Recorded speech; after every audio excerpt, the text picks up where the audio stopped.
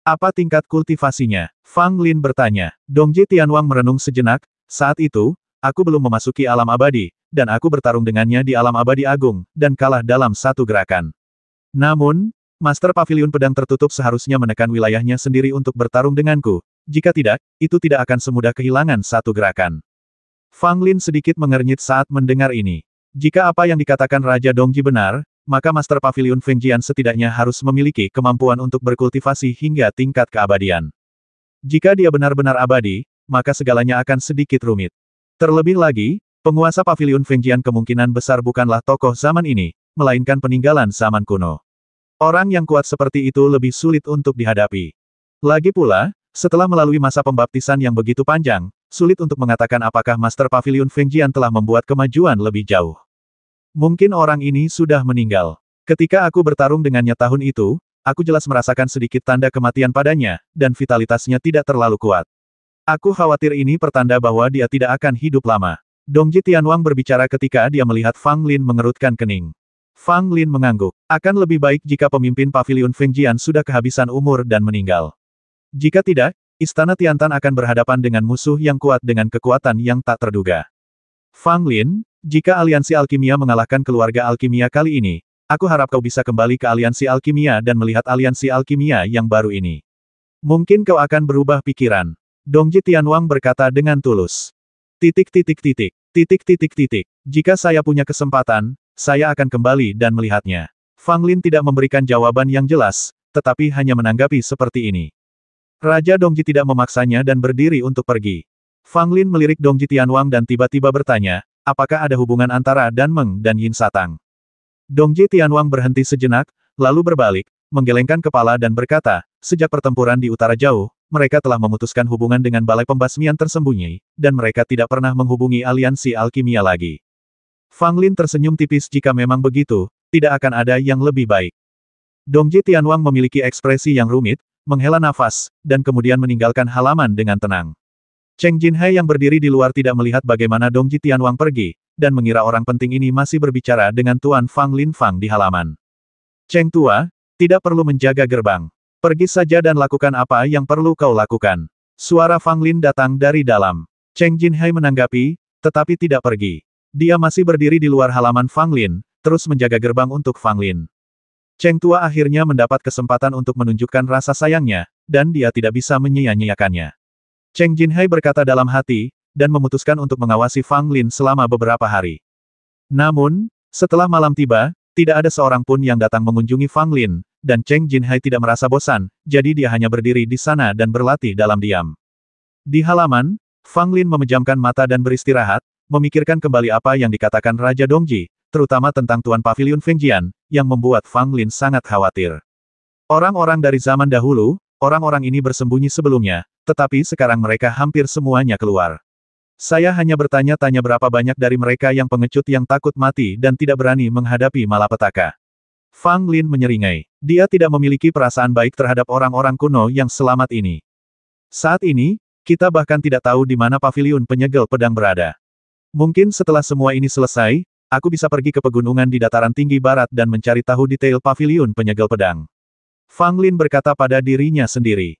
Ketika Paviliun Fengjian hadir kembali di dunia, sebilah pedang raksasa yang mampu membelah langit muncul dari dataran tinggi sebelah barat dan membentang meliputi daratan 9 negara, memberi tahu dunia bahwa Paviliun Fengjian telah muncul kembali.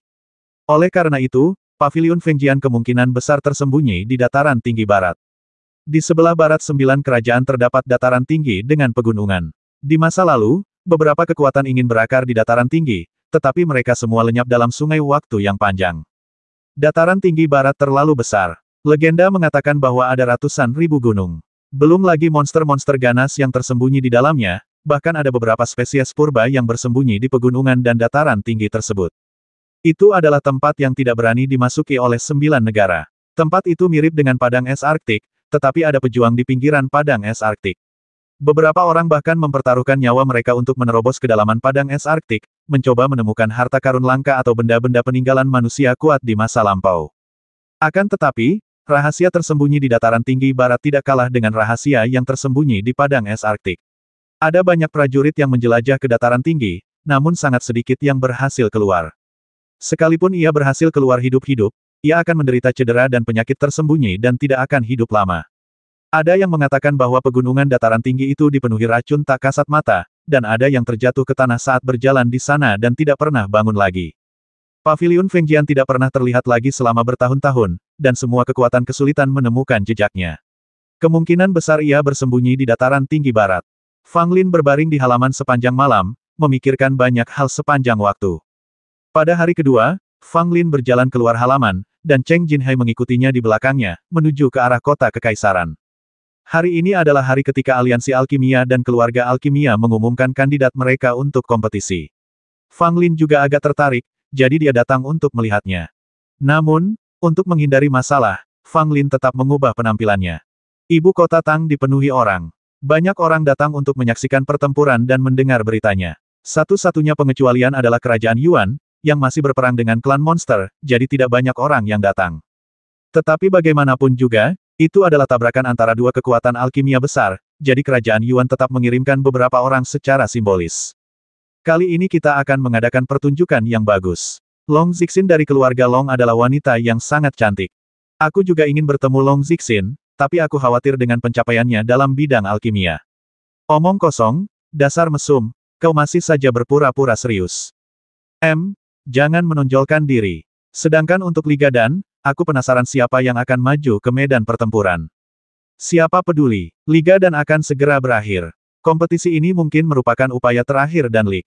Apa yang kalian tahu? Dan Lik mungkin akan menghabiskan banyak uang kali ini, dan sulit untuk mengatakan siapa yang akan menang.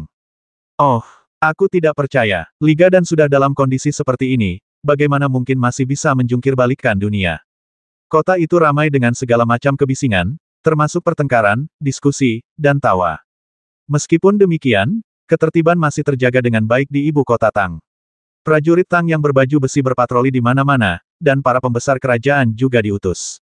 Siapapun yang berani menimbulkan masalah saat ini akan dibasmi di tempat tanpa ragu-ragu. Beberapa orang sudah mulai berkelahi karena bertengkar satu sama lain, dan dibasmi di tempat oleh beberapa penguasa kerajaan. Mayat mereka digantung di tempat yang mudah terlihat untuk memperingatkan semua orang. Fang Lin dan Cheng Jinhai mengikuti kerumunan keluar kota kekaisaran dan melihat tiga sosok berdiri di bangunan Tang di tembok kota. Kepala keluarga Long saat ini, Long Xingtian, dan Dongji Tianwang dari Liga dan berdiri di kedua sisi, dan di tengah adalah Tang Huang saat ini dalam jubah naga ungu emas. Ketika mereka bertiga muncul, hiruk-pikuk kota kekaisaran langsung menghilang, dan tidak ada seorang pun yang berani membuat suara keras saat ini. Banyak sekali orang yang memandang ketiga sosok di atas menara Tang dengan rasa kagum dan kagum, terutama penduduk lokal di Tangdu yang merasa cukup bangga. Sekarang di masa tiga kerajaan, Kaisar Qin sedang mengasingkan diri dan putra mahkota Qin bertanggung jawab atas keseluruhan situasi, tetapi hal ini telah menyebabkan Qin terjerumus dalam krisis ramuan ajaib yang belum terselesaikan hingga hari ini. Kerajaan Yuan berada dalam kesulitan yang mengerikan karena kematian Kaisar Yuan, yang menyebabkan banyak pangeran berebut tahta. Negara itu juga diserbu oleh klan monster. Hanya dinasti Tang yang memiliki kedamaian yang langka, dan tidaklah berlebihan jika menggambarkannya sebagai negara yang damai dan sejahtera. Semua ini berkat sosok yang berdiri di menara Tang dan Kaisar Tang yang mengenakan jubah naga ungu dan emas. Tidak seorang pun di dinasti Tang yang meragukan kemampuan Kaisar. Hanya di bawah kepemimpinannya dinasti Tang dapat mencapai perdamaian di tengah kekacauan. Tentu saja, meskipun perang antara kedua tempat 7 tahun lalu terjadi di kerajaan Tang, itu bukan kesalahan Kaisar Tang. Itu karena ketiga agama itu terlalu licik. Selain itu, semua perhatian tertuju pada persaingan antara Liga Alkimia dan Nadi Alkimia Tao saat itu. Tidak seorang pun menduga bahwa ketiga agama akan menyerbu pada saat itu. Meskipun perang antara kedua tempat itu pertama kali pecah di wilayah Tang, dapat dikatakan bahwa Tang menderita kerusakan paling serius. Tetapi meskipun begitu, dinasti Tang masih tetap eksis, dan luka yang ditinggalkan oleh perang antara kedua tempat itu mulai pulih. Perang antara kedua tempat tersebut tidak menyebabkan dinasti Tang semakin melemah. Kaisar Tang tidak hanya sangat kuat dalam seni bela diri, tetapi juga merupakan raja yang sangat langka, baik hati, dan saleh. Bahkan karakter tirani seperti Demon Saint Equaling Heaven bersedia berhadapan dengan Kaisar Tang. Dibandingkan dengan Kaisar Qin yang agung dan Kaisar Yuan yang suka berperang, dari sudut pandang manapun, Kaisar Tang jauh lebih baik dari kedua kaisar ini dalam hal menjadi seorang raja.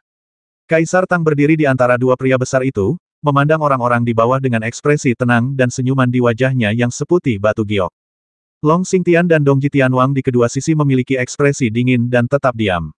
Mereka bahkan tidak saling memandang, seolah-olah yang lain tidak ada. Raja Dongji yang biasanya tidak terawat mengganti pakaiannya hari ini. Mereka sangat sederhana dan tampak tidak berbeda dari pria tua biasa. Tetapi dibandingkan dengan hari ketika dia datang mengunjungi Fang Lin, tentu saja itu jauh lebih baik. Di belakang Kaisar Tang, ada banyak anggota keluarga kerajaan berdiri, dua di antaranya adalah yang paling menarik perhatian. Salah satunya adalah seorang pria parubaya yang mengenakan baju besi merah. Dia tampak sangat heroik dan wajahnya agak mirip dengan Kaisar Tang. Hanya berdiri di sana, dia tampak terlahir dengan keagungan, yang membuat orang tanpa sadar merasa sedikit kagum. Orang lainnya mengenakan jubah putih bersih, tampak sangat muda, dan memiliki ekspresi rendah hati di wajahnya. Fang Lin juga pernah melihat orang ini sebelumnya. Dia adalah Li Zongxin, pangeran kedua kerajaan Tang. Kemarin, dia datang ke Fang Lin dan ingin menjadi muridnya. Pangeran kedua Li Zongxin berdiri di sini. Orang bisa menebak dengan tumitnya bahwa pria parubaya heroik berbaju besi merah itu pastilah Li Jianwu, pangeran tertua kerajaan Tang.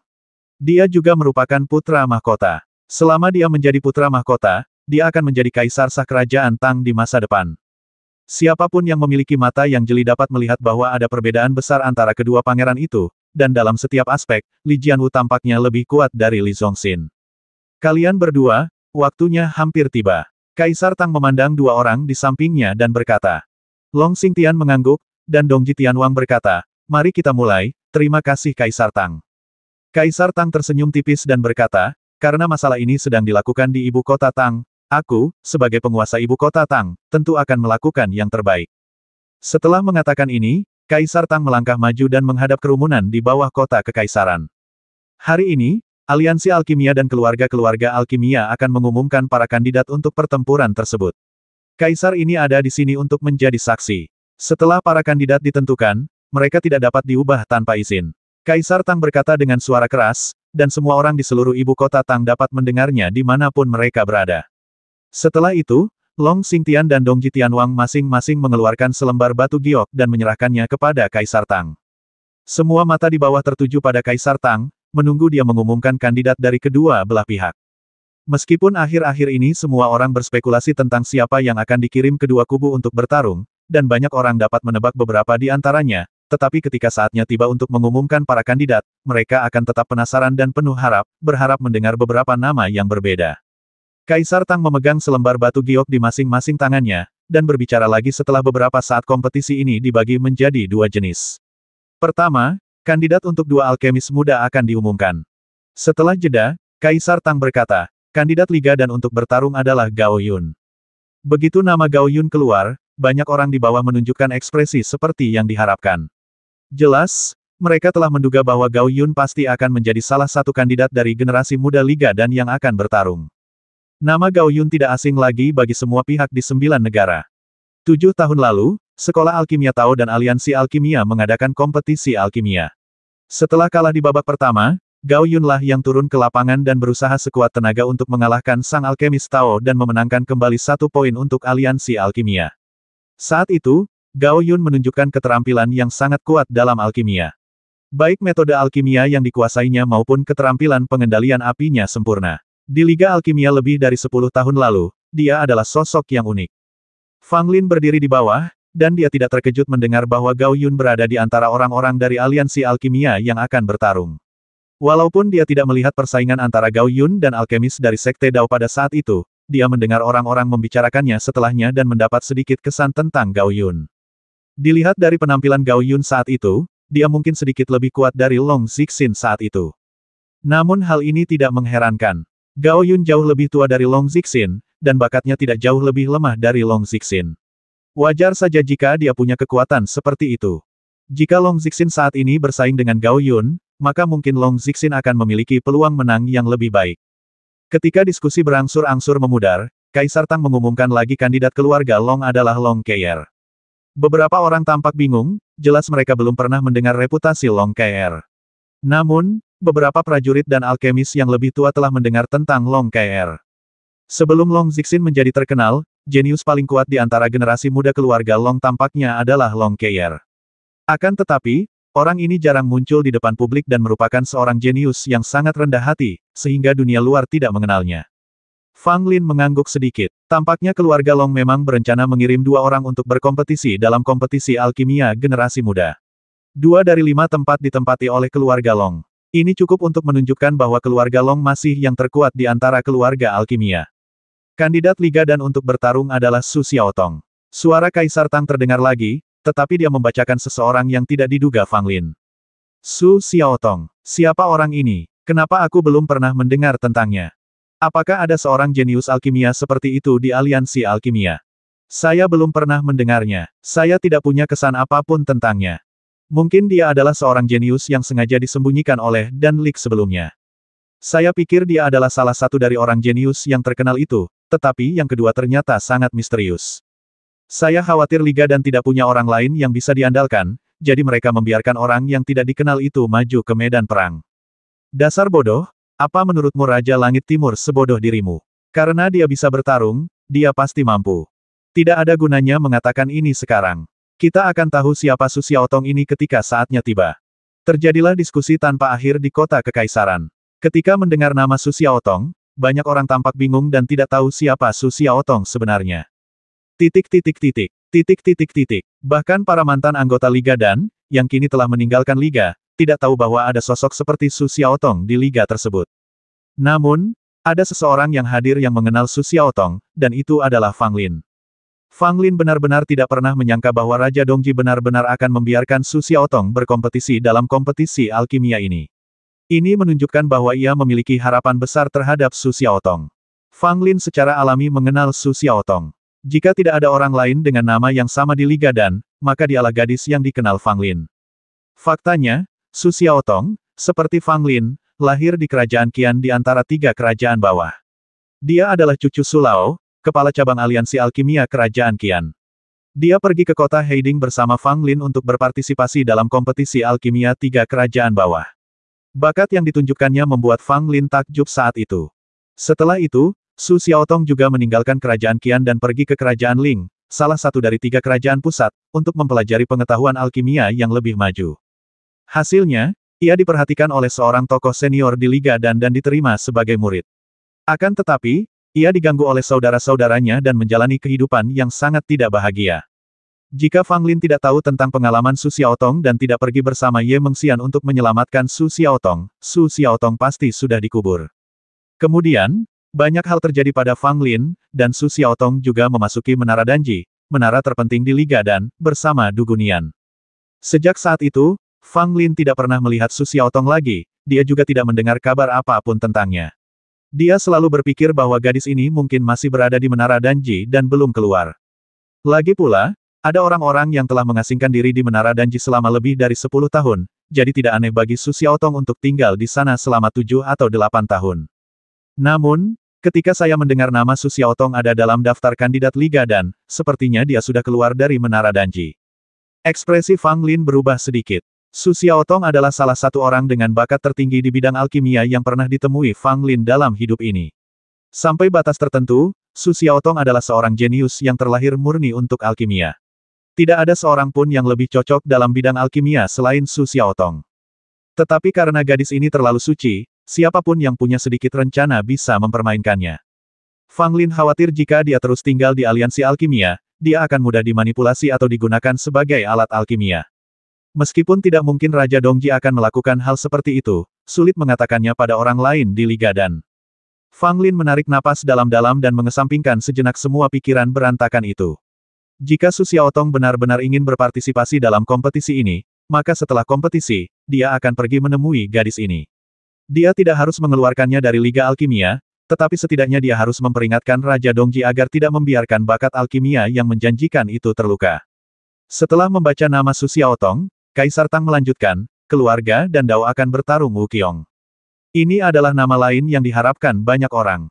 Di antara para jenius yang muncul dalam keluarga Wu dalam beberapa tahun terakhir, hanya ada satu Wu Qiong yang dapat disebutkan. Meskipun ia tidak setenar Long Zixin, melihat banyak keluarga alkimia, hanya sedikit jenius yang dapat dibandingkan dengan Wu Qiong. Selain itu, kali ini keluarga Wu berusaha keras untuk merekomendasikan orang jenius ini di keluarga mereka, jadi mereka mengamankan tempat seperti itu untuk Wu Qiong. Mereka ingin memanfaatkan kesempatan ini untuk mendapatkan lebih banyak perhatian terhadap Wu Qiong, sehingga meningkatkan reputasi keluarga Wu. Bagaimanapun, keluarga Wu sudah menjadi salah satu keluarga alkimia yang terkemuka. Jika mereka memanfaatkan kesempatan Wu Qiong untuk bertarung kali ini, mereka mungkin bisa menjadi keluarga alkimia terkuat kedua setelah keluarga Long. Meskipun ada beberapa keluarga alkimia yang sangat kuat di bawah keluarga Long, seperti keluarga Ling, keluarga Gongsun, Del, selama Wu Qiong bersinar dalam kompetisi ini dan mengalahkan lawan dari Liga Alkimia, keluarga Wu bukannya tidak memiliki kesempatan untuk mengejar ketinggalan. Memang ini Wu Qiong. Fang Lin tersenyum. Dia baru saja menjepit Wu Qiong ke tanah dan memukulinya kemarin. Mungkin keluarga Wu sekarang sudah tahu mengenai hal ini, tetapi mereka tidak berani mengatakan sepatah kata pun. Mereka mungkin berencana untuk berpura-pura bahwa kejadian ini tidak pernah terjadi. Jika keluarga Wu benar-benar ingin membalas dendam pada Fang Lin saat ini, Fang Lin tidak akan keberatan menghapus keluarga Wu dari daftar keluarga alkimia. Bagaimanapun, Fang Lin selalu merasa bahwa ada terlalu banyak keluarga alkimia di era ini. Namun, karena keluarga Wu tidak menimbulkan masalah bagi Fang Lin tidak akan melakukan apapun untuk saat ini. Saat ini, sudah ada dua kandidat dari keluarga alkimia, Long Keir dan Wu Qiong, sedangkan kandidat dari aliansi alkimia adalah Gao Yun dan Su Xiaotong. Kaisar Tang menyatukan kedua tangannya, memberi isyarat kepada semua orang di bawah untuk diam, lalu melanjutkan pengumumannya kandidat liga dan untuk bertarung Su Yanbing. Ketika mendengar nama ini, banyak orang di bawah berseru, terutama para alkemis, semuanya terkejut. Su Yanbing, si jenius Liga Alkimia yang dianggap telah mati 20 tahun lalu. Masih hidup. Bagaimana mungkin? Bukankah Su Yanbing sudah meninggal selama 20 tahun? Orang ini benar-benar jenius dalam seni alkimia. Dia terlahir dengan api jiwa, yang belum pernah ada sebelumnya. Ketika berita kematiannya tersebar, saya merasa sangat kasihan padanya. Seperti yang diduga, bagaimana mungkin aliansi alkimia rela membiarkan seorang jenius dalam seni alkimia mati begitu saja? Kurasa dia disembunyikan oleh Danlik. Tidak ada berita selama 20 tahun terakhir. Aku tidak tahu sejauh mana dia telah berkembang. Menurutku itu tidak buruk. Liga dan benar-benar menghabiskan banyak uang kali ini. Kalau tidak, mereka tidak akan mengungkap Su Yanbing, si jenius yang tak tertandingi ini. Cheng Jinhai juga bergumam di sampingnya. Su Yanbing ini memang cukup terkenal saat itu. Tampaknya dia terlahir dengan api jiwa. Aku tidak menyangka dia tidak meninggal 20 tahun yang lalu. Ketika Fang Lin mendengar kata-kata api jiwa alami, ada sedikit kejutan di matanya. Berbicara soal jenius alkimia, dia telah melihat banyak, tetapi api jiwa alami adalah sesuatu yang bahkan Fang Lin belum pernah lihat sebelumnya. Mungkinkah ada orang yang lahir dengan api ramuan kehidupan jiwa? Fang Lin berkata dalam hati, merasa agak sulit mempercayainya. Dengan pengetahuan dan pencapaian Fang Lin dalam bidang alkimia, tidak berlebihan jika dikatakan bahwa selama itu berhubungan dengan alkimia, tidak ada yang tidak diketahui Fang Lin. Akan tetapi orang yang terlahir dengan jiwa api ini sungguh mengejutkan dan asing bagi Fang Lin, karena bahkan dia belum pernah bertemu orang seperti itu sebelumnya. Ada dua jenis api ramuan kehidupan jiwa. Yang satu adalah api binatang yang dihasilkan dalam tubuh monster, yang dimurnikan menjadi api ramuan kehidupan jiwa sang alkemis.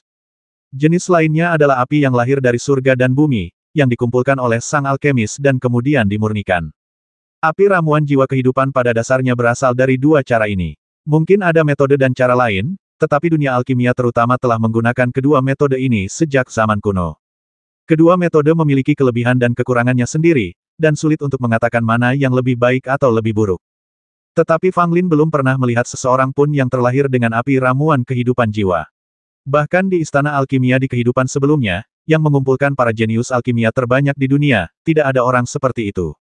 Menurut Fang Lin, tidak mungkin ada seorang pun di dunia ini yang lahir dengan api jiwa. Manusia terdiri dari tubuh dan jiwa.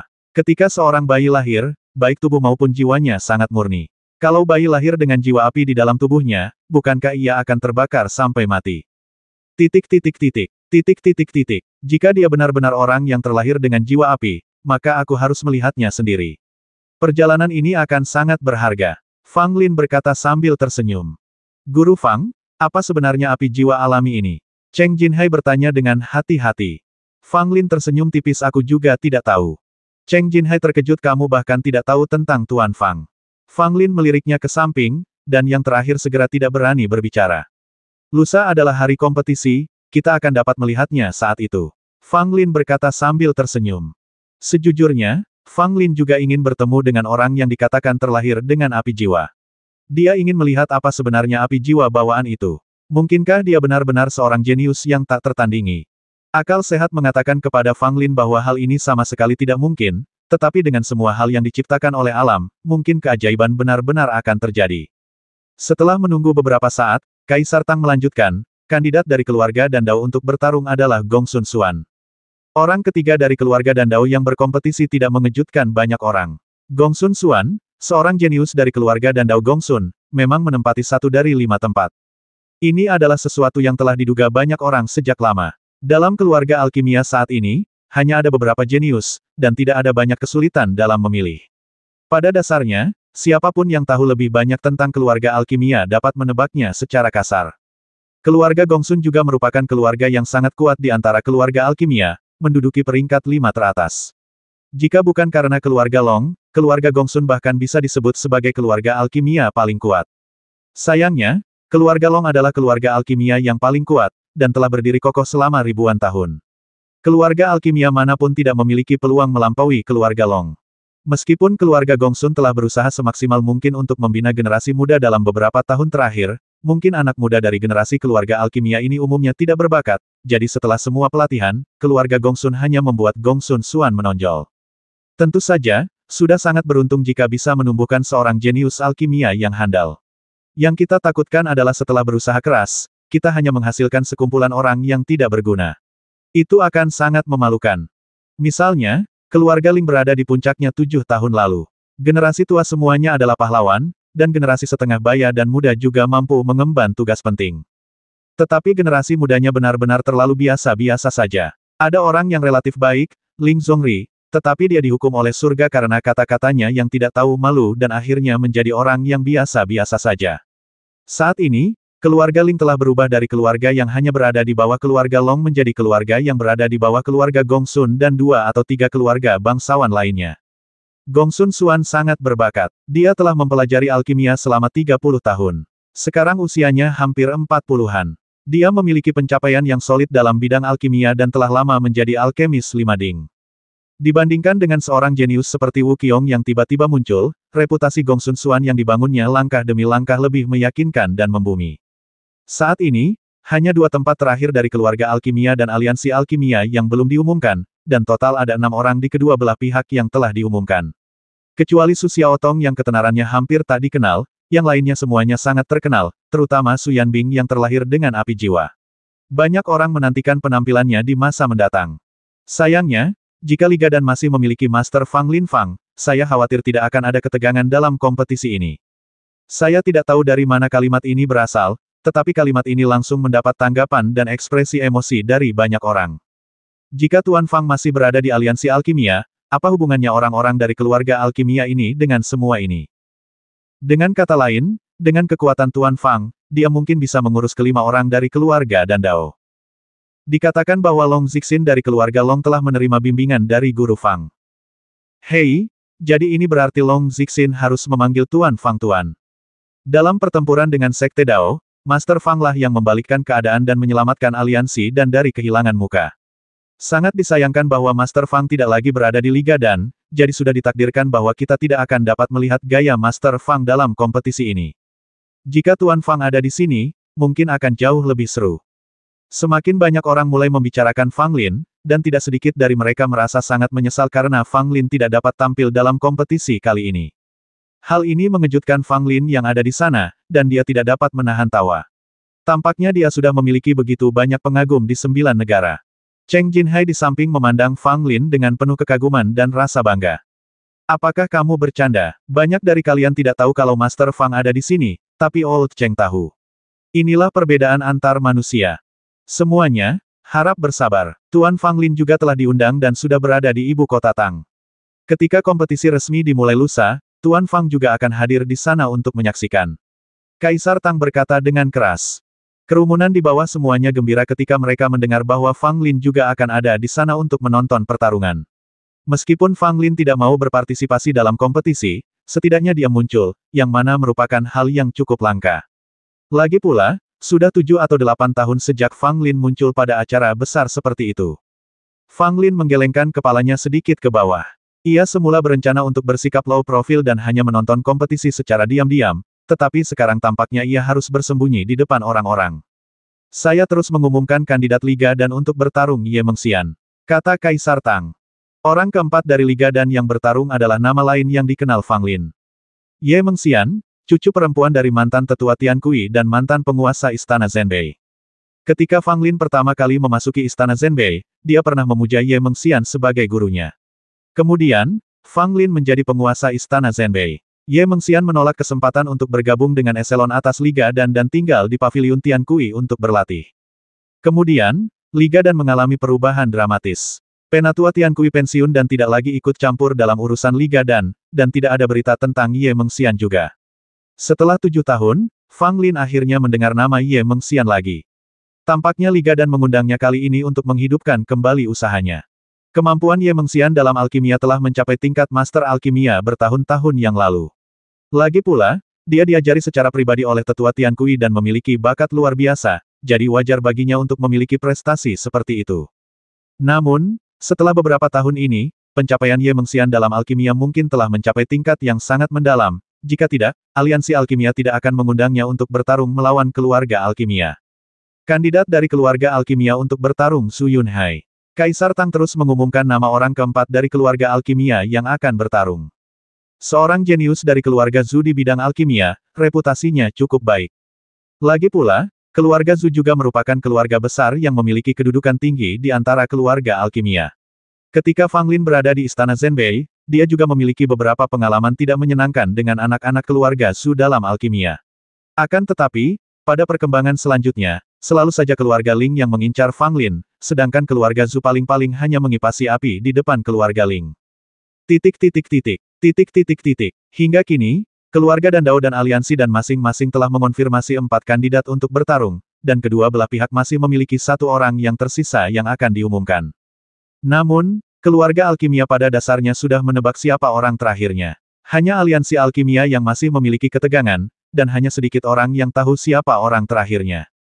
Kaisar Tang akhirnya berkata, kandidat terakhir Liga Dan adalah Chen Chong. Nama orang terakhir diumumkan, tetapi tidak banyak reaksi dari bawah, karena tidak ada yang tahu siapa Chen Chong. Itu berarti tidak seorang pun pernah mendengar nama Chen Chong. Bahkan beberapa alkemis yang dulu tergabung dalam Liga Alkimia, setelah berpikir keras dalam waktu lama, tetap saja tidak memiliki kesan sedikit pun terhadap Chen Chong. Tampaknya di antara para jenius alkimia yang cemerlang di Liga Alkimia di masa lalu, tidak ada yang bernama Chen Chong. Fang Lin mengerutkan kening. Di antara 5 kandidat dari Liga Dan, dia hanya mengenal 3 orang, dan dia tidak mengetahui apapun tentang Su Yanbing dan Chen Chong. Aliansi alkimia benar-benar memiliki beberapa orang jenius yang tersembunyi di dalam diri mereka, dan mereka baru terungkap sekarang. Aku tidak tahu seberapa kuat mereka. Fang Lin berkata pada dirinya sendiri. Kandidat terakhir dari keluarga alkimia adalah Long Xixin. Setelah Kaisar Tang selesai berbicara, dia mengembalikan slip giok di tangannya kepada Long Xingtian dan Dongji Tianwang. Seperti yang diharapkan, kandidat terakhir dari keluarga alkimia ini memang Long Xixin. Pada titik ini, 5 orang di kedua sisi kontes antara generasi muda aliansi alkimia dan keluarga alkimia semuanya telah ditentukan. Lusa akan menjadi hari dimulainya kompetisi secara resmi. Kalian semua yang berada di ibu kota Tang dapat datang dan menjadi saksi serta melihat dengan mata kepala sendiri kompetisi puncak di dunia alkimia ini. Kata Kaisar Tang. Orang-orang di bawah semuanya bersemangat dan menginginkan pertarungan alkimia ini segera dimulai, tetapi mereka masih harus bersabar dan menunggu hingga lusa. Kaisar Tang dan para pengikutnya di Menara Tang telah pergi, dan orang-orang yang berkumpul di luar kota kekaisaran juga bubar.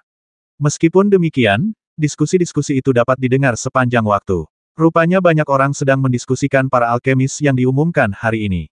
Fang Lin berbalik dan pergi, dan Cheng Jinhai mengikutinya di belakangnya seperti seorang pelayan, menuju ke arah kantor pos. Dalam perjalanan, Fang Lin terdiam, seolah tengah memikirkan sesuatu, sedangkan Cheng Jinhai mengikuti di belakang Fang Lin namun tidak berani berbicara sembarangan, karena takut mengganggu Fang Lin. Ketika dia sampai di jalan yang lebih terpencil, Fang Lin berhenti. Sekelompok prajurit Tang menghalangi jalannya.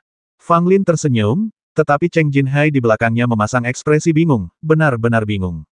Apakah ini Master Cheng dari Gunung Henglong? Sebuah suara berat terdengar dari belakang mereka berdua.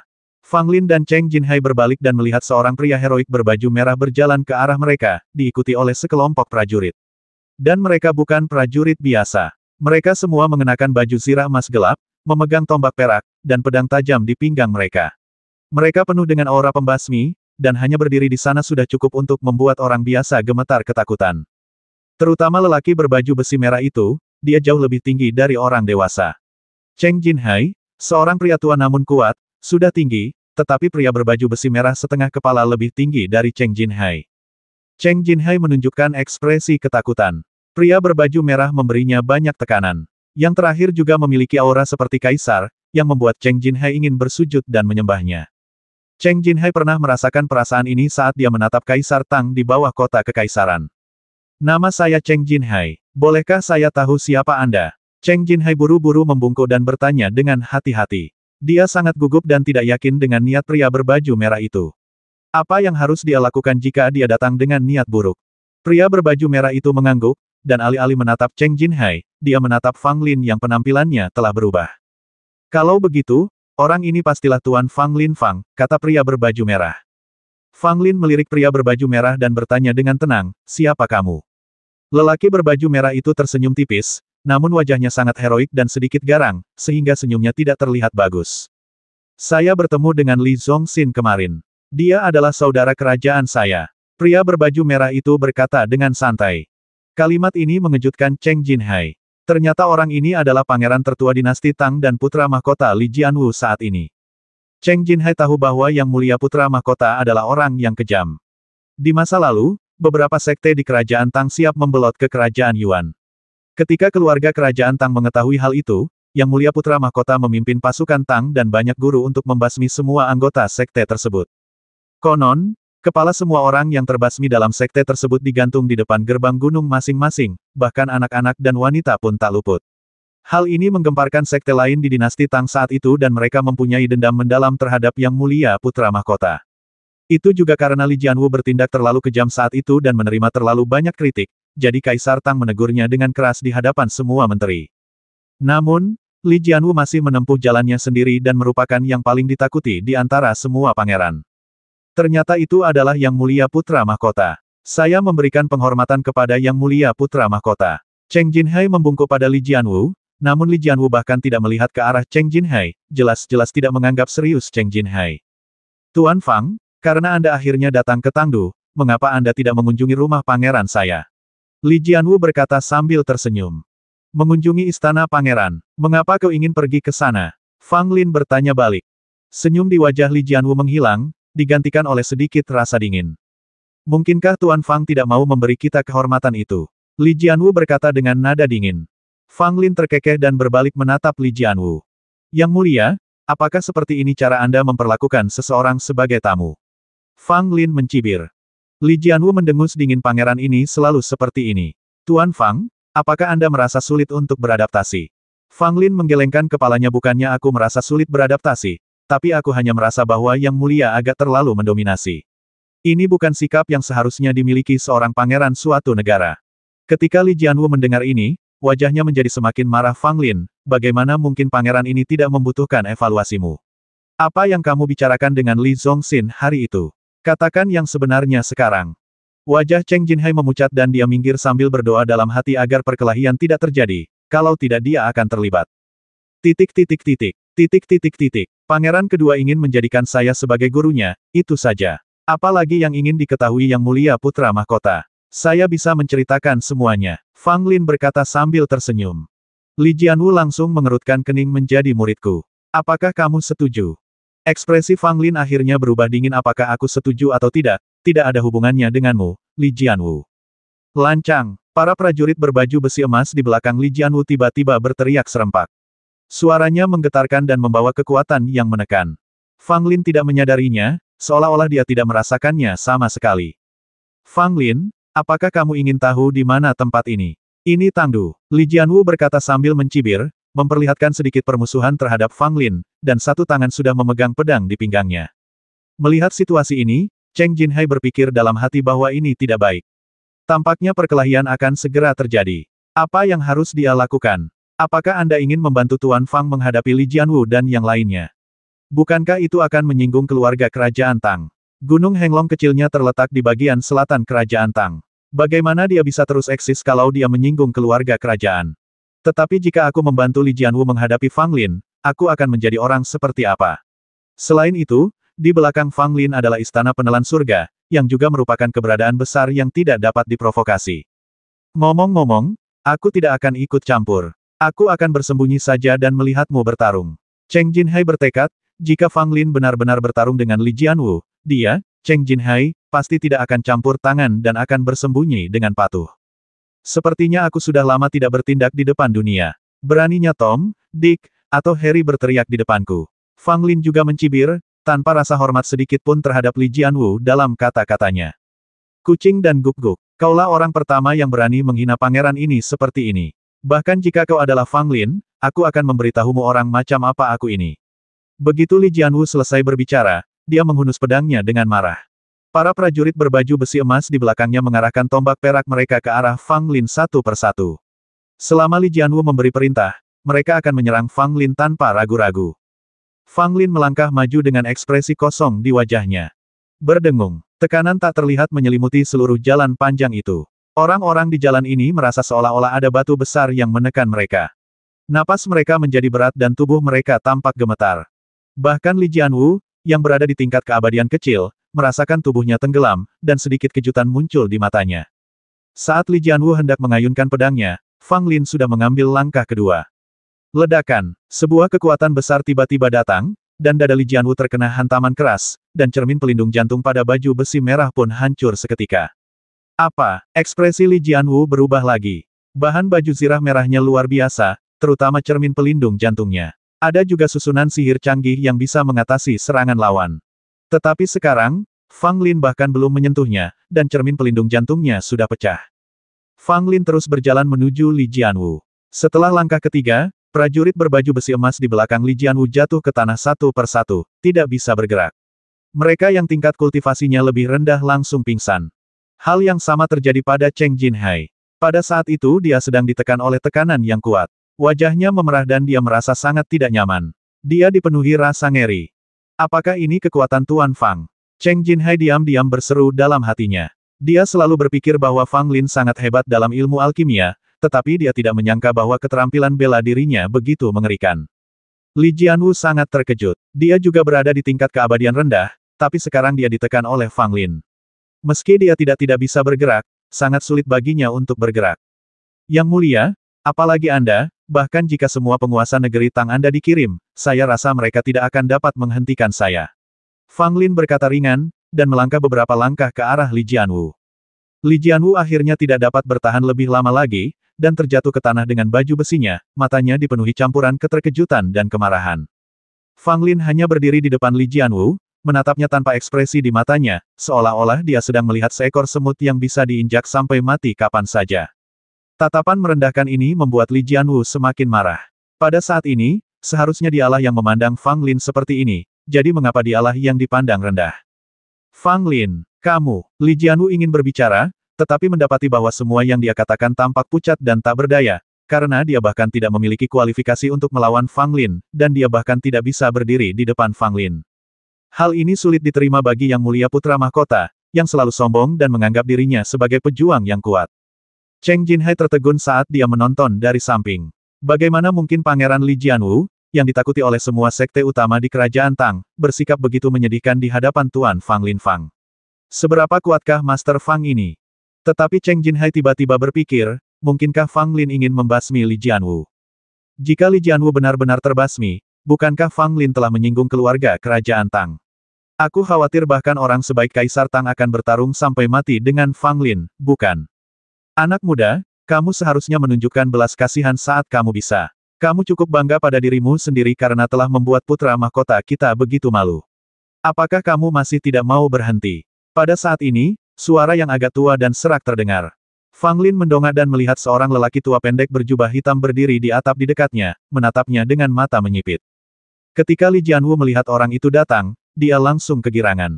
Orang ini adalah seorang jago bela diri yang susah payah diundang oleh Istana Pangeran. Sebagai upeti dari Istana Pangeran, dia diam-diam melindungi keselamatan Li Jianwu. Tuan Mo, basmi dia. Li Jianwu berteriak, ingin agar lelaki tua bermarga Mo itu membasmi Fang Lin. Fang Lin melirik ke arah lelaki tua bermarga Mo itu dengan pandangan sekilas, ekspresinya masih dingin. Siapa kamu? Apakah kamu ingin ikut campur dalam tindakan orang-orang di Istana Penelan Surga? Fang Lin berkata dengan dingin. Ketika lelaki tua bermarga Mo mendengar kata-kata Fang Lin, ekspresinya tiba-tiba berubah, dan ada kilatan ketakutan di matanya.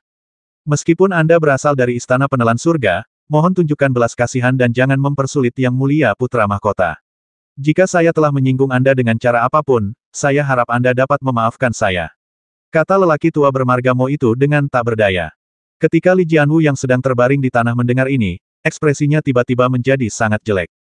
Kata-kata ini jelas merupakan tanda menyerah kepada Fang Lin. Bukankah agak pengecut jika menyerah bahkan sebelum bertarung? Si kakek bermarga Mo pun tak dapat berkata apa-apa lagi mengeluh. Sebagai pendeta di Istana Pangeran, dia seharusnya membantu Pangeran Li Jianwu saat ini. Namun, dia takut dengan 3 kata Istana Tiantian. Kalau sampai dia menyinggung Istana Tiantian karena hal ini, orang tua itu pasti tidak mau melakukannya. Lagi pula, siapa di antara 9 negara yang tidak tahu reputasi Istana Penelan Surga? Bahkan keluarga kerajaan dari 3 kerajaan tidak berani memprovokasi Istana Menelan Surga dengan mudah. Meskipun pria bernama Mo ini memiliki beberapa keterampilan nyata, dia tidak berani menyinggung Istana Menelan Surga. Tetapi putra mahkota Li Jianwu masih terbaring di kaki seseorang, dan lelaki tua bermarga Mo tidak bisa mengabaikannya begitu saja. Dia hanya bisa menyerah kepada Fang Lin dan berharap Fang Lin akan berhenti atas inisiatifnya sendiri. Li Jianwu berbaring di tanah, menatap lelaki tua bermarga Mo itu, dan meraung sebagai penghormatan kepada Istana Pangeran, apakah kau akan memberikan semua manfaat yang kuberikan kepadamu setiap hari kepada perut guk-guk itu?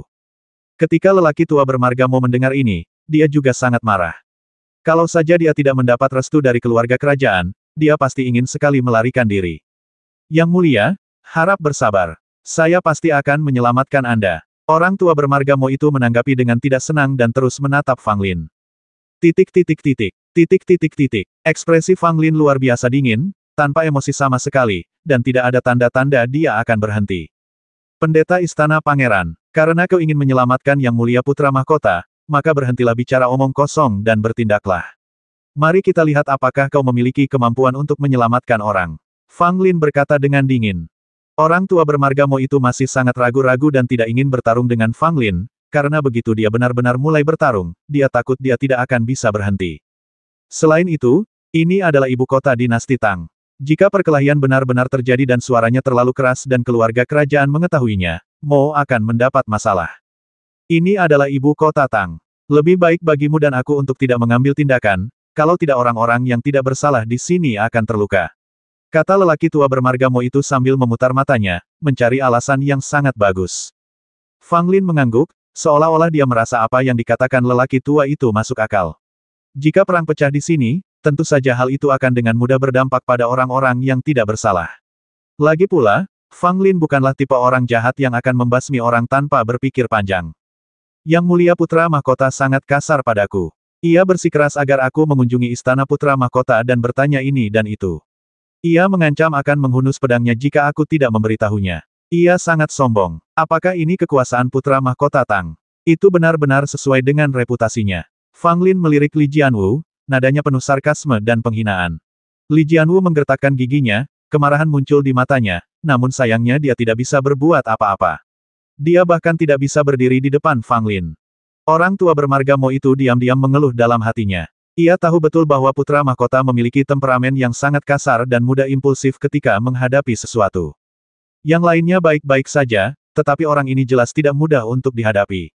Tetapi Anda, Li Jianwu, bersikeras memprovokasi dia. Sekarang Anda telah menabrak tembok, kan? Meskipun Anda adalah putra mahkota kerajaan Tang, Istana Penelan Surga adalah raksasa yang bahkan 3 kerajaan tidak menganggapnya serius. Bagaimana bisa seorang putra mahkota sepertimu benar-benar membalikkan keadaan? Tuan Fang, Yang Mulia Putra Mahkota telah menyadari kesalahannya. Saya harap Anda akan menunjukkan belas kasihan dan membiarkan Yang Mulia Putra Mahkota pergi. Anda telah memberinya pelajaran. Orang tua bermarga Mo itu membungkuk ke arah Fang Lin dan tetap memilih untuk menyerah. Orang menyebalkan. Beraninya kau memohon belas kasihan darinya. Li Jianwu menjadi marah ketika mendengarnya dan berteriak pada lelaki tua bermarga Mo. Fang Lin tersenyum dan menunjuk Li Jianwu yang tergeletak di tanah lihat. Apakah ini yang kau katakan tentang mengetahui bahwa kau salah? Aku pikir pangeranmu masih bersemangat. Mulut lelaki tua bermarga Mo berkedut, dan dia ingin maju dan menamparkan Li Jianwu 2 kali. Kapan dia masih memamerkan kekuasaannya sebagai seorang pangeran? Anda tidak bisa bangun bahkan tanpa disentuh orang lain, dan Anda masih tidak tahu betapa kuatnya mereka. Apakah menyenangkan membuat orang menjadi benar-benar marah? Pangeran, Jika Yang Mulia Kaisar Tang tahu tentang ini, Yang Mulia mungkin akan ditegur. Orang tua bermarga Mo itu tidak punya pilihan lain selain menyinggung Kaisar Tang, berharap agar Li Jianwu bersikap rasional dan berhenti bicara omong kosong. Ekspresi Li Jianwu berubah. Dia jelas jauh lebih tenang setelah mendengar kata-kata Kaisar Tang. Akan tetapi, ketika melihatnya, dia masih dipenuhi amarah dan kebencian terhadap Fang Lin. Cheng Jinhai duduk di sudut, menatap Fang Lin dengan kagum. Inilah sikap sejati seorang pria kuat. Omong kosong sekali, Pangeran. Di depan Tuan Fang, Anda hanya bisa berbaring. Fang Lin menatap Li Jianwu dan berkata sambil tersenyum nakal, Yang Mulia, apa yang Anda inginkan? Saya tidak punya dendam terhadap Anda, mengapa Anda ingin menghalangi jalan saya dan mempersulit saya? Wajah Li Jianwu menjadi pucat. Dia tidak suka berbaring di tanah dan menatap orang lain. Pada saat ini, dia tidak melihat ke arah Fang Lin. Dia hanya menundukkan kepalanya dan tidak mengatakan apapun. Fang Lin tersenyum dan berkata, saya tahu sedikit tentang ini, tetapi saya kira dia khawatir kalau saya mungkin mencapai konsensus dengan Li Zongxin dan membantunya bersaing dengan Anda, Yang Mulia Putra Mahkota. Lalu apa? Li Jianwu mendengus. Fang Lin melengkungkan bibirnya dan menginjak lengan kiri Li Jianwu. Langsung terdengar bunyi klik. Ekspresi Li Jianwu terdistorsi dan penuh kesakitan. Salah satu lengannya dipatahkan oleh Fang Lin. Orang tua bermarga Mo ingin menghentikannya, tetapi sudah terlambat. Dia hanya bisa menyaksikan semua itu terjadi tanpa daya. Tuan Fang, sudah hampir waktunya untuk berhenti. Kata lelaki tua bermarga Mo itu samar-samar. Fang Lin sedikit mengangkat sudut mulutnya, aku tidak punya niat untuk ikut campur dalam urusan keluarga kerajaan Tang. Baik itu kamu atau Li Zongxin, kalian dapat melakukan apapun yang kalian inginkan, tetapi jangan libatkan aku. Kaisar Yuan meninggal di hadapanku, jadi kalian ini apa? Begitu kata-kata itu terucap, lelaki tua bermarga Mo dan Cheng Jinhai sama-sama terkejut, dan Li Jianwu bahkan lebih terkejut lagi, seolah-olah dia telah mendengar sesuatu yang tidak dapat dipercaya. Kaisar Yuan benar-benar mati di depannya. Fang Lin melanjutkan, dibandingkan dengan itu, saudaramu lebih pintar. Setidaknya sikapnya jauh lebih baik. Aku rasa kau, pangeran bodoh, tidak akan memegang kendali selama bertahun-tahun lagi. Setelah mengatakan itu, Fang Lin menahan tekanannya. Li Jianwu langsung duduk dari tanah, menutupi lengan kirinya dengan ekspresi yang sangat muram. Orang tua bermarga Mo itu terjatuh, melindungi Li Jianwu di belakangnya secara sengaja atau tidak sengaja, dan membungkuk kepada Fang Lin lagi. Tetapi pada saat ini, seorang prajurit berbaju zirah emas yang baru saja berdiri di belakang Li Jianwu tiba-tiba melemparkan tombak di tangannya ke arah Fang Lin. Tindakan ini sama sekali tidak diduga oleh Li Jianwu dan lelaki tua bermarga Mo, dan raut wajah Fang Lin pun tiba-tiba berubah muram. Tombak itu gagal menyentuh Fang Lin dan jatuh ke tanah saat masih 7 atau 8 inci dari Fang Lin. Orang tua bermarga Mo itu berbalik dan menamparkan prajurit berbaju besi emas yang tiba-tiba menyerangnya, menjatuhkannya ke tanah dengan kemarahan di wajahnya. Li Jianwu tampak tidak yakin, dan dia tidak tampak marah terhadap serangan mendadak prajurit itu. Orang menyebalkan, siapa yang menyuruhmu melakukan apa yang kau mau? Orang tua bermarga Mo itu mengumpat dengan marah. Dia begitu marah, sampai hampir mati. Situasinya akhirnya sedikit membaik, tetapi sesuatu seperti ini terjadi lagi. Bukankah ini jelas merupakan provokasi yang disengaja? Ekspresi Fang Lin tetap sama, tetapi ada sedikit rasa dingin di matanya saat dia menatap Li Jianwu dan lelaki tua bermarga Mo. Prajurit berbaju zirah emas itu ditampar ke tanah oleh lelaki tua bermarga Mo. Kepala dan wajahnya berlumuran darah dan luka-lukanya cukup serius. Pada saat ini, dia duduk di tanah dengan ekspresi keras kepala di wajahnya. Anak buah Yang Mulia Putra Mahkota sungguh hebat. Fang Lin berkata dengan ringan, tetapi sarkasme dalam nadanya sangat jelas. Saya tidak akan menoleransi penghinaan apapun terhadap Yang Mulia Putra Mahkota. Kata prajurit itu dengan nada yang sangat tegas. Fang Lin masih tersenyum, tetapi dia bahkan tidak memandang prajurit itu. Orang tua bermarga Mo itu mengerutkan kening dan menatap prajurit itu, seolah-olah dia telah memikirkan sesuatu. Li Jianwu sangat mengagumi prajurit ini. Tepat saat dia hendak berbicara, dia mendengar lelaki tua bermarga Mo itu tiba-tiba berkata, sepertinya tangan pangeran kedua sangat panjang, dan telah mencapai pelindung zirah emas putra mahkota. Ketika kata-kata ini diucapkan, Li Jianwu tertegun, dan mata prajurit itu berubah, dengan kilatan kepanikan dan ketegangan yang nyaris tak terlihat. Tuan Mo, apa yang sedang Anda bicarakan? Li Jianwu bertanya, tidak begitu mengerti. Orang tua bermarga Mo itu mengangkat prajurit itu dalam tangannya. Meskipun prajurit itu tinggi dan kuat, di tangan lelaki tua pendek dan kurus yang bermarga Mo, ia seringan ayam. Yang Mulia, orang ini seharusnya ditanam oleh pangeran kedua. Orang tua bermarga Mo itu berkata kepada Li Jianwu, tanpa menghindari Fang Lin dan Cheng Jinhai, dua orang luar itu, dan nampaknya dia sengaja berbicara agar Fang Lin mendengarnya. Apa? Li Jianwu menjadi marah ketika mendengarnya. Dia melotot ke arah prajurit yang digenggam di tangan lelaki tua bermarga Mo, berharap dia dapat menghunus pedangnya dan membasmi lelaki itu saat itu juga. Orang tua bermarga Mo itu berkata, "Yang mulia, jangan basmi dia dulu." Setelah jeda, lelaki tua bermarga Mo itu mendatangi Fang Lin dan berkata dengan kepala tertunduk, "Tuan Fang, apa yang dilakukan orang ini tidak diperintahkan oleh Yang Mulia Putra Mahkota, dan orang ini adalah mata-mata Yang Mulia Pangeran kedua, yang telah menyusup ke dalam pengawal sirah emas. Saya harap Tuan Fang tidak tersinggung. Saya di sini untuk meminta maaf kepada Tuan Fang atas nama Yang Mulia Putra Mahkota." Li Jianwu mengepalkan tinjunya. Dia sangat tidak puas dengan sikap lelaki tua bermarga Mo yang begitu rendah hati terhadap Fang Lin. Meskipun Li Jianwu impulsif dan mudah tersinggung, dia bukan orang bodoh. Lelaki tua bermarga Mo itu adalah seorang jamaah di Istana Pangeran. Kekuatannya tidak lebih lemah dari para penguasa di keluarga kerajaan. Tetapi bahkan dia begitu toleran terhadap Fang Lin, yang menunjukkan bahwa Fang Lin sebenarnya tidak mudah tersinggung. Fang Lin menatap prajurit itu dengan wajah penuh darah dan berkata sambil tersenyum, "Aku tidak peduli dengan omong kosongmu, dan aku tidak ingin peduli dengan apapun. Aku hanya berharap Yang Mulia Putra Mahkota dan Pangeran kedua tidak akan menggangguku lagi." Setelah berkata demikian, Fang Lin berbalik dan pergi, tanpa berniat meneruskan urusan dengan orang-orang ini. Cheng Jinhai juga buru-buru mengikuti Fang Lin dan berjalan pergi dengan gembira bersama Fang Lin. Wajah Li Jianwu muram, dipenuhi amarah sehingga dia tidak punya tempat untuk melampiaskannya. Dia segera menghunus pedangnya dan ingin membasmi prajurit yang ditanam oleh pangeran kedua Li Zongxin. "Yang mulia, masih ada gunanya untuk menahan orang ini untuk sementara waktu." Orang tua bermarga Mo itu menanisasi Li Jianwu dan berkata kepadanya. Li Jianwu melirik lelaki tua bermarga Mo dan berkata, "Dengan kekuatan Tuan Mo, kamu tidak berani menyerang Fang Lin." Ketika lelaki tua bermarga Mo mendengar ini, dia merasa tidak berdaya. Tampaknya putra mahkota masih merenungkan penyerahan dirinya kepada Fang Lin. Akan tetapi, lelaki tua bermarga Mo itu tidak punya pilihan lain selain melakukan hal itu.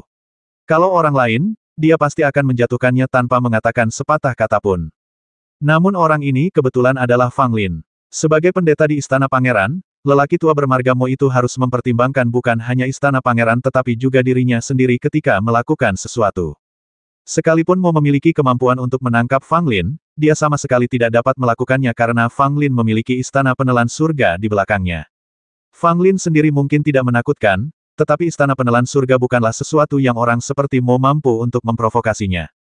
Dan jika Istana Pangeran memprovokasi Istana Penelan Surga, itu juga akan mendatangkan bencana besar, bahkan Kaisar Tang mungkin tidak akan mampu melindungi Li Jianwu. Karena itu, dia hanya bisa bersikap toleran terhadap Fang Lin. Bertindak impulsif hanya akan mendatangkan bencana yang lebih besar bagi dirinya sendiri. Yang mulia, Fang Lin berasal dari Istana Penelan Surga. Tidak peduli apakah saya dapat menangkapnya atau tidak, saya tidak dapat menyentuhnya. Apakah Yang Mulia mengerti? Orang tua bermarga Mo itu berkata kepada Li Jianwu dengan sabar. Li Jianwu menggertakkan giginya, wajahnya tampak agak garang. Sebagai putra tertua Kaisar Tang dan sekarang putra mahkota, dia, Li Jianwu, belum pernah mengalami penghinaan seperti itu dalam hidupnya. Tetapi tidak ada cara untuk membalas masalah ini, yang membuat Li Jianwu makin kesal dan marah. Orang tua bermarga Mo itu juga bisa melihat bahwa Li Jianwu sedang dalam suasana hati yang sangat buruk, tetapi dia tidak bisa berbuat apa-apa. Dia hanya bisa menggelengkan kepalanya, dan dalam hatinya dia banyak mengeluh tentang Yang Mulia Putra Mahkota. Apakah Istana Penelan Surga benar-benar menakutkan? Li Jianwu bertanya. Orang tua bermarga Mo itu berkata dengan sungguh-sungguh, kecuali paviliun pedang penyegel, bahkan aula pembasmian tersembunyi pun hampir tidak dapat mengancam Istana Pemakan Surga. Mendengar ini, Li Jianwu tidak banyak bicara, tetapi hanya mengencangkan cengkeramannya pada pedang di pinggangnya. Pangeran kedua ingin merebut tahtamu sebagai putra mahkota, dan sudah mulai bertindak. Saya harap Yang Mulia Putra Mahkota akan berusaha menahan amarahnya. Dengan kekuatan dan kekuasaanmu saat ini, selama tidak ada hal yang tidak terduga terjadi, tidak akan menjadi masalah bagimu untuk mewarisi tahta di masa depan. Kata lelaki tua bermarga Mo itu. Dia ditempatkan di Istana Putra Mahkota dan menjadi pemuja Istana Putra Mahkota. Tentu saja, itu juga untuk hari ketika Li Jianwu akan naik tahta dan menjadi Kaisar Tang. Pada saat itu, dia, Sang Mo, juga akan bangkit dan menjadi tokoh terkemuka di Kerajaan Tang. Saya mengerti, Li Jianwu menjawab, tetapi ekspresinya sedikit tidak sabar. Orang tua bermarga Mo itu mendesah dalam hati, dan tidak lagi seyakin sebelumnya apakah Li Jianwu dapat mewarisi tahta di masa depan. Tuan Fang, Mengapa Li Jianwu mendatangi Anda? Cheng Jinhai bertanya sambil mengikuti di belakang Fang Lin. Fang Lin tersenyum tipis tidak lebih dari sekadar ingin tahu apakah Li Zongxin dan aku telah mencapai konsensus. Terus terang saja, ini hanyalah pertarungan antara dua pangeran, tetapi aku tidak punya pilihan selain terlibat. Mendengar ini, Cheng Jinhai mengangguk berulang kali, seolah-olah dia merasa apa yang dikatakan Fang Lin masuk akal. Setelah kembali ke penginapan, Fang Lin memberitahu Cheng Jinhai agar tidak menjaga pintu dan dia sendiri yang mendorong pintu hingga terbuka. Temanku, aku sudah menunggu cukup lama. Sebenarnya ada seseorang yang duduk di halaman. Fang Lin membeku saat dia mendorong pintu terbuka, dan tiba-tiba melihat ke arah sosok yang duduk di halaman. Seorang lelaki tua berpakaian kuning, yang tidak terlalu tinggi, sedang duduk di bangku batu. Dia memiliki wajah tua dan ekspresi serius. Pada saat ini, lelaki tua berpakaian kuning itu juga menatap Fang Lin, dengan tatapan tajam dan pemeriksaan di matanya. Fang Lin mengerutkan kening, dan menjadi waspada dalam hatinya. Tiba-tiba ada seorang lelaki tua di halaman, tetapi dia tidak menyadarinya sama sekali sebelum memasuki rumah sakit. Jelaslah bahwa pihak lain memiliki tingkat alam yang tinggi dan kekuatan yang luar biasa. Namun, Fang Lin juga seorang pria yang telah mengalami pasang surut. Pergerakannya hanya terhenti sesaat, kemudian dengan tenang dia menutup gerbang dan melangkah masuk ke halaman, berjalan perlahan ke arah lelaki tua berbaju kuning itu. Orang tua berpakaian kuning itu masih duduk di bangku batu. Dia tidak berniat untuk bangun dan tidak mengatakan apapun. Dia hanya menatap Fang Lin dengan tatapan membara. Siapa kamu? Fang Lin melangkah mendekat dan menatap lelaki tua berpakaian kuning itu tanpa rasa ragu. Tanyanya langsung, dengan sedikit ekspresi permusuhan di antara kedua alisnya. Apakah kamu bercanda? Kau orang tua, kau bersembunyi di halaman rumahku secara diam-diam. Siapa yang tahu apa yang sedang Anda lakukan? Tak peduli apa, siapapun akan waspada kalau ada yang bersembunyi di sini tanpa menyapa. Orang tua berpakaian kuning itu menyeringai dan berkata, saya Li Yuanshan. Titik. Fang Lin menggelengkan kepalanya. Saya tidak mengenalnya. Orang tua berpakaian kuning itu terkejut, lalu menampakkan sedikit kegetiran. Ya, tak seorang pun yang ingat namaku lagi. Fang Lin tampak tidak sabar. Apa yang ingin kamu lakukan di sini? Siapa yang mengirimmu ke sini? Lelaki tua berpakaian kuning itu menggelengkan kepalanya dan berkata, tidak ada yang menugaskanku untuk melakukan ini. Aku hanya ingin datang menemuimu dan mengajukan beberapa pertanyaan. Kuharap kau bisa mengatakan yang sebenarnya. Aku bahkan tidak tahu siapa dirimu, mengapa aku harus mengatakan yang sebenarnya. Fang Lin berkata dengan kasar. Orang tua berpakaian kuning itu tersenyum dan berkata, saya adalah ayah dari Kaisar Tang saat ini. Mendengar ini, Fang Lin langsung menunjukkan ekspresi terkejut di wajahnya. Ayah dari Kaisar Tang saat ini. Bukankah itu berarti orang tua ini adalah Kaisar Tang dari generasi sebelumnya? Fang Lin pernah bertemu dengan Kaisar Qin tua dan Kaisar Yuan tua di masa lalu. Kedua orang ini masih ditekan di Istana Penelan Surga. Apakah lelaki tua berpakaian kuning di hadapanku ini benar-benar Kaisar Tang dari generasi sebelumnya? Fang Lin menatap lelaki tua itu dengan curiga, dan jelaslah bahwa dia tidak begitu mempercayainya.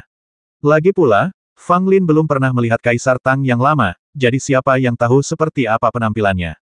Sahabatku, jangan meragukannya. Aku memang mantan Kaisar Tang. Namun kini aku hanyalah awan yang mengembara dan burung bangau liar, yang tidak layak disebut, kata lelaki tua Li Yuanshan berbaju kuning. Fang Lin melengkungkan bibirnya. Apakah kamu Kaisar Tang lama atau bukan, itu tidak ada hubungannya denganku. Li Yuanshan tersenyum pahit. Sepertinya kamu sangat memusuhiku, tapi itu tidak masalah. Aku datang ke sini hanya untuk bertanya, apakah kedua orang tua itu masih di sini? Dua orang tua yang mana? Fang Lin bertanya dengan penuh pengertian. Kaisar Qin yang lama dan Kaisar Yuan yang lama, kedua orang tua ini tidak mendengarkan nasihat dan bersikeras mengambil tindakan untuk putra-putra mereka. Pada akhirnya, mereka jatuh ke tangan Istana Tian Tun Anda. Saya hanya tidak tahu apakah mereka masih hidup. Li Yuanshan berkata sambil mendesah. Fang Lin memasang ekspresi kosong di wajahnya. Mereka ditekan oleh Istana Pemakan Surgaku. Apakah kamu ingin mencari tahu situasi kedua Kaisar lama dan kemudian berencana untuk menyelamatkan mereka dengan negara Yuan dan Qin? Kaisar Tang tua Li Yuanshan masih menggelengkan kepalanya. Mereka menjadi tawanan Istana Pemakan Surga, itu adalah kesalahan mereka sendiri. Selain itu, bahkan jika kita ingin menyelamatkan mereka, kita tidak memiliki kekuatan untuk melakukannya sekarang. Setelah berkata demikian, Lao Tang Huang perlahan berdiri dan mengepalkan tinjunya ke arah Fang Lin. Orang tua ini sudah tahu apa yang ingin kau ketahui. Sebagai balasannya, kau boleh bertanya padaku. Selama aku bisa menjawabnya, aku akan memberitahumu. Fang Lin menatap Li Yuanshan dengan mata aneh. Apakah masih mungkin? Li Yuanshan berkata dengan serius, saya selalu melakukan hal-hal seperti ini sepanjang hidup saya. Saya pernah menang dan kalah, tetapi saya tidak pernah berutang apapun kepada siapapun. Fang Lin berpikir, orang tua ini cukup menarik. Namun, Fang Lin juga memikirkan apa yang harus ditanyakan. Saat ini, dia memiliki banyak hal yang ingin diketahuinya, tetapi dia memperkirakan Kaisar Tang yang lama tidak akan mampu menjawab pertanyaannya. Sahabatku, luangkan waktu untuk memikirkannya, dan aku akan menunggu dengan sabar. Kita tidak perlu menunggu lebih dari 10 atau 20 tahun. Li Yuanshan berkata sambil tersenyum. Dia tidak keberatan Fang Lin memikirkannya lebih lama lagi. Fang Lin mengerutkan kening dan berpikir lama, lalu akhirnya memikirkan sebuah pertanyaan di antara 9 negara, selain Raja Surgawi Timur, apakah ada penguasa abadi lainnya? Fang Lin selalu ingin mengetahui pertanyaan ini. Di permukaan, hanya ada satu orang kuat abadi, Raja Dongji, di antara 9 kerajaan. Akan tetapi, 9 kerajaan telah bertahan selama ribuan tahun, dan struktur 9 kerajaan tersebut awalnya terbentuk sejak runtuhnya zaman kuno. Selama bertahun-tahun, beberapa orang yang sangat berbakat telah muncul. Mungkinkah Raja Dongji adalah satu-satunya yang mencapai keabadian? Fang Lin berpikir bahwa dalam ribuan tahun, mungkin saja orang kuat abadi lainnya akan lahir, asalkan mereka memiliki bakat yang cukup kuat dan beberapa peluang. Tetapi sampai sekarang, di antara para prajurit yang pernah dilihat Fang Lin di 9 negara, hanya Dongji Tianwang yang telah mencapai alam abadi, dan yang lainnya belum. Pemimpin Paviliun Fengjian diduga merupakan orang kuno, dan tidak ada seorang pun yang tahu apakah dia masih hidup atau sudah meninggal, jadi dia tidak dapat dihitung dalam daftar ini. Meskipun Kaisar Qin Tua dan Kaisar Yuan Tua sangat kuat, mereka hanya setengah langkah lagi untuk menjadi abadi. Mereka masih agak jauh lagi untuk mencapai alam keabadian yang sejati. Saya pikir Kaisar Tang Tua di hadapanku seharusnya memiliki tingkat kultivasi yang sama dengan Kaisar Qin Tua dan Kaisar Yuan Tua, dan kecil kemungkinannya dia berada di alam abadi. Itulah sebabnya Fang Lin memiliki keraguan seperti itu. Li Yuanshan tidak terkejut mendengar pertanyaan ini. Dia mengangguk sedikit, membelai jenggotnya dan berkata, berbicara tentang keabadian, Dongji dapat dikatakan sebagai orang pertama di era ini. Dia telah melakukan hal-hal yang belum pernah dilakukan oleh generasiku. Namun, memang ada orang kuat abadi lainnya di 9 kerajaan. Mungkin mereka adalah sisa-sisa zaman kuno, atau mungkin mereka adalah pewaris warisan kuno. Satu-satunya yang benar-benar melangkah ke keabadian dengan kekuatannya sendiri adalah Dongji. Setelah berkata demikian, Li Yuanshan kembali mengepalkan tangannya ke arah Fang Lin, lalu meninggalkan halaman dengan tenang. Ekspresi Fang Lin agak serius. Perkataan Kaisar Tang kuno, Li Yuanshan, membuat Fang Lin merasakan adanya krisis. Memang benar, ada orang kuat abadi lainnya di 9 negara. Namun, berdasarkan apa yang dikatakan Kaisar Tang lama, bahkan jika ada orang kuat abadi lainnya, mereka tidak lebih dari sisa-sisa zaman kuno dan mereka yang cukup beruntung untuk mendapatkan warisan kuno, mirip dengan Dugunian yang mencapai alam abadi dalam semalam. Fang Lin berkata dalam hati. Setelah Kaisar Tang Tua pergi, Fang Lin mengeluarkan slip giok komunikasi dan berkomunikasi dengan Dugunian yang berada jauh di istana menelan surga, dan memberitahunya beberapa hal yang diketahuinya. Dan Dugunian juga memberitahu Fang Lin sesuatu yang sangat tidak terduga. Orang-orang dari 3 agama benar-benar datang ke istana menelan surga. Di ujung utara, menjulang di atas puncak tanpa batas, terdapat istana penelan surga, yang hampir setinggi langit. Cao Sueseng, mengenakan topeng kepala serigala, dan Jue Chen, mengenakan topeng kepala harimau, berjaga di luar aula. Di dalam aula yang dingin dan suram, Dugunian sedang bersandar di singgasana hitam, menatap orang yang berdiri di sampingnya dengan bosan. Pria yang berdiri di aula menatap Dugunian tanpa keraguan, dengan sedikit keraguan di matanya. Orang ini tidak lain adalah Yin Wuyan, sang jenius Konfusianisme. Hanya Yin Wuyan yang datang kali ini. Dia mengalami banyak kesulitan sepanjang perjalanannya. Dia menghindari pandangan 9 negara dan menipu mata dan telinga 3 agama. Akhirnya dia sampai di Istana Tuntian dan bertemu Dugunian. Kalian berdua hanya saling berpandangan, dan tak seorang pun di antara kalian yang bicara terlebih dahulu, seakan-akan mereka menunggu yang lain bicara terlebih dahulu. Dugunian sama sekali tidak terburu-buru. Dia hanya duduk malas di sana, sambil sesekali menggoda guk-guk Golden Retriever yang berbaring di kakinya. Yin Wuyan bermain dengan lonceng kecil yang tergantung di pinggangnya. Sesekali bunyi bel yang jernih bergema di aula, membuat aula yang telah dingin dan sunyi selama bertahun-tahun menjadi lebih hidup. Namun Yin Wuyan tidak dapat menahan amarahnya lagi dan mengambil inisiatif untuk berbicara. Aku datang ke sini untuk memberitahumu sesuatu. Silakan, aku mendengarkan. Yin Wuyan menanggapi, namun melihat ekspresinya, sepertinya dia tidak terlalu peduli dengan apa yang akan dikatakan Yin Wuyan. Yin Wuyan sedikit mengernyit, tetapi tanpa basa-basi lagi, dia berkata langsung perang kedua akan segera dimulai. Oh, reaksi Dugunian masih sangat acuh tak acuh, seolah-olah dia mendengar sesuatu yang biasa. Yin Wuyan memandang Dugunian dengan heran. Apa arti oh? Apakah kamu begitu tidak peduli? Kali ini ketiga agama tidak akan seperti terakhir kali. Pohon Ibel kuno telah bangkit kembali, orang-orang Buddha juga telah tercerahkan, dan para leluhur Konfusianisme dan Taoisme kita juga telah keluar dari pengasingan. Mereka akan bertarung dengan kekuatan teratas dari 9 negara untuk menentukan hasilnya. Kata Yin Wuyan.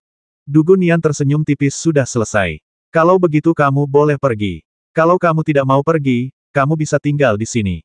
Yin Wuyan menatapnya, apakah tidak penting bagimu bahwa kedua tempat itu berperang lagi? Meskipun Dugunian memiliki senyum di wajahnya, matanya sangat dingin bahkan jika kalian bertiga agama tidak datang, aku akan membasmi mereka dan membasmi semua orang dari kalian bertiga agama. Wajah Yin Wuyan tampak agak jelek, tetapi dia juga mencibir 2 kali. Kamu tidak tahu betapa mengerikannya ketiga agama kali ini. Hanya pohon sihir kuno saja, 9 negaramu tidak dapat menghentikannya. Hehe, pohon sihir kuno bukanlah sesuatu yang bisa kalian 3 agama kendalikan. Sulit untuk mengatakan siapa yang akan menderita terlebih dahulu. Selain itu, bahkan jika kedua tempat itu berperang lagi, Istana Penelan Surgaku dapat menjauh, atau memanfaatkan kesempatan ini untuk pergi ke 7 lautan kalian dan membasmi mereka sepuasnya. Dugunian berkata sambil tersenyum. Yin Wuyan mendengus berat, berbalik dan hendak pergi, merasa tidak ada gunanya melanjutkan percakapan dengan wanita ini. Mengapa kau menceritakan semua ini padaku? Apakah kau ingin menjadi pengkhianat terhadap 3 agama? Dugunian bertanya dengan santai. Yin Wuyan terdiam sejenak, namun tidak menjawab dan langsung berjalan keluar aula. 2 orang di luar aula segera menghalangi jalan Yin Wuyan. Apa, kau ingin menghentikanku? Yin Wuyan mencibir, dan lonceng di pinggangnya bergoyang sedikit. Jue Chen dan Cao Sueseng keduanya merasakan kilatan di depan mata mereka, dan Yin Wuyan benar-benar melompat. Kamu terlalu dini 100 tahun untuk memamerkan kekuatanmu di istana Tianyanku. Suara Dugunian terdengar, dan kekuatan aneh datang dan menimpa Yin Wuyan. Yin Wuyan mengerang, darah menetes dari sudut mulutnya. Dia menoleh kembali ke istana Tiantun, lalu bergegas pergi sambil menggertakkan giginya. Di dalam aula, Dugunian tampak berpikir keras. Dia tidak memaksa Yin Wuyan untuk tinggal, tapi dia meninggalkan bekas padanya. Sejak saat itu, kemanapun Yin Wuyan pergi atau apapun yang dia lakukan, dia akan selalu berada di bawah pengawasannya. Dugunian ingin melihat apakah Yin Wuyan datang ke sini untuk sengaja melebih-lebihkan atau benar-benar untuk menyampaikan berita. Adapun apakah kedua tempat itu akan berperang lagi, itu tidak terlalu penting, karena tidak peduli apapun, Istana Penelan Surga akan berperang dengan 7 lautan, dan dendam masa lalu harus diselesaikan. Fang Lin meletakkan slip giok itu. Dia sudah tahu apa yang terjadi di Istana Penelan Surga dan mempunyai beberapa pemikiran dalam benaknya. Perang antara kedua tempat seharusnya menjadi sebuah peluang lagi. Mata Fang Lin terbakar, tetapi dia tidak terlalu khawatir. Bagaimanapun, masih ada seorang petapa Ibel yang setara dengan surga di tanah 9 kerajaan. Bagaimanapun cara umat ketiga agama itu bertempur, mereka akan tetap mempertahankan garis dasar mereka. Bahkan jika Demon Sage yang setara dengan Heaven marah, orang-orang dari 3 agama juga akan menghadapi tekanan luar biasa. Istana Penelan Surga terletak jauh di utara, jadi kecil kemungkinan perang akan sampai di sana. Kalaupun benar-benar sampai di sana, apa yang akan terjadi? Dengan kekuatan Istana Penelan Surga saat ini, bahkan jika semua penguasa 3 agama keluar, mereka mungkin tidak akan mampu menghancurkan Istana Penelan Surga. Paling buruknya, kita bisa saja memindahkan Istana Penelan Surga ke bagian yang lebih dalam di lapisan es Arktik dan menyembunyikannya seperti paviliun penyegel pedang, sehingga mustahil untuk menemukannya bahkan jika kita mencobanya. Namun, kebangkitan pohon ajaib kuno sedikit mengejutkan Fang Lin. Dia sangat curiga apakah pohon ajaib kuno yang dibangkitkan ketiga agama itu adalah pohon yang telah mati di Danau Darah Gunung Hantu. Fang Lin merasa perlu untuk memastikannya, tetapi tidak sekarang. Dia harus menunggu sampai semuanya selesai di sini sebelum pergi ke Ghost Mountain dan Blood Lake.